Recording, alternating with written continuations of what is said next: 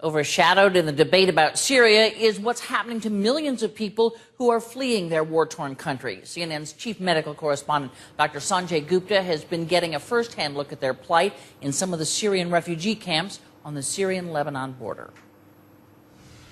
For Arkan Abdullah, the constant shelling in Homs was becoming too much. But it was after this occurred to her middle son, 4-year-old Yusuf, she knew she had to leave.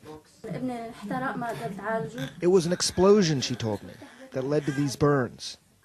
She packed up her 3 sons and what little she had and traveled 12 hours, mostly by foot, to arrive here at this camp. It's one of the largest in Bekaa Valley along the Syrian-Lebanese border. The youngest son, Allah, is 8 months old, and he's now spent half his life as a refugee. He is severely malnourished, even though he's breastfed. How difficult is it to get food? It's tough, she tells me, when the mom hasn't had enough food to eat herself.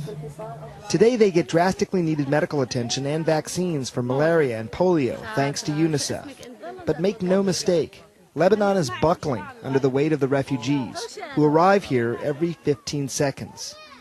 In this country of over 4 million, the United Nations say there are some 720,000 registered refugees. But doctors here believe the number to be more than twice that. It's very low. More than 1 out of every 4 people in Lebanon is a refugee, he tells me.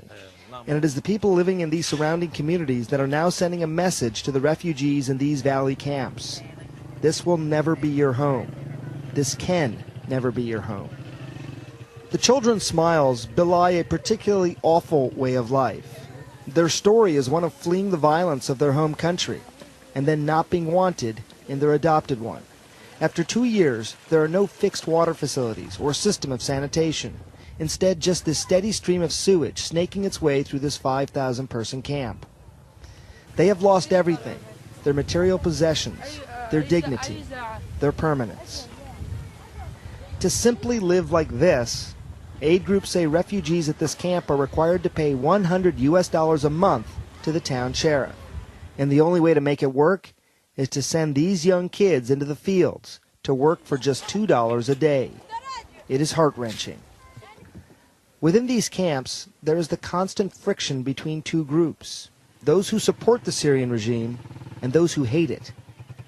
But they do share something in common. They all want to go home. Arkan and her 3 sons, they can't wait to leave.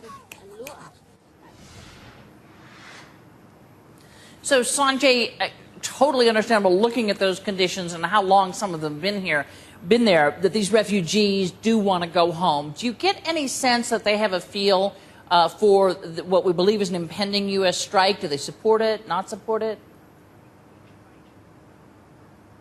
You know, it's interesting because unlike most of the rest of the world, they really don't have much access to news. So a lot of what's happening there in terms of their own information is by word of mouth.